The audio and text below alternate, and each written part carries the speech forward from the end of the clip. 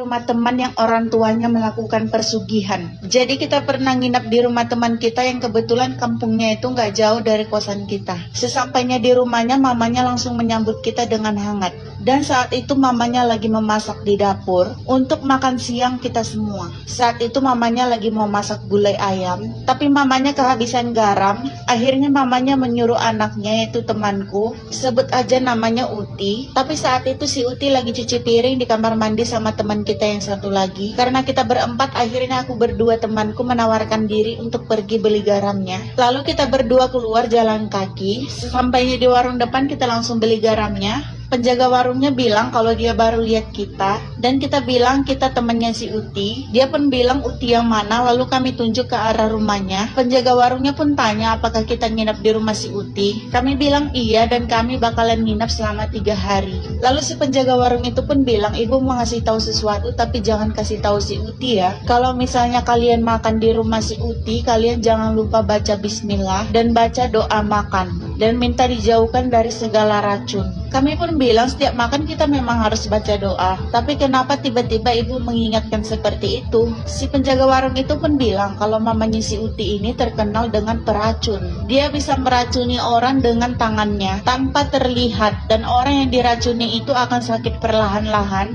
Dan ketika dia sakit, energinya akan diserap oleh mamanya si Uti. Dan ketika si korban ini udah sakit, rezekinya akan terserap perlahan oleh si peracun itu. Dan di kampung itu sudah banyak korban, tapi nggak bisa dibuktikan karena itu adalah hal goib. Dan setiap kali ada acara pesta masak-masak, mamanya si Uti ini nggak dibolehin bergabung karena takut makanan mereka diracun. Dan nggak ada yang berani makan makanan pemberian dari mamanya si Uti ini. Kami pun nggak percaya dengan omongan si penjaga warung itu karena orang tuanya si Uti ini benar-benar baik, apalagi anaknya si Uti. Kita udah kenal dia 3 tahun dan kita nggak pernah diracun sama dia. Tapi setelah pulang dari sana, setelah 1 minggu tiba-tiba temanku si Yuli sakit tipes. Kita pun keinget sama omongan si penjaga warung. Tapi kita mikir kalau misalnya beneran diracun, seharusnya si Yuli sakitnya itu dari minggu kemarin. Soalnya kita udah 1 minggu pulang dan barulah si Yuli ini sakit.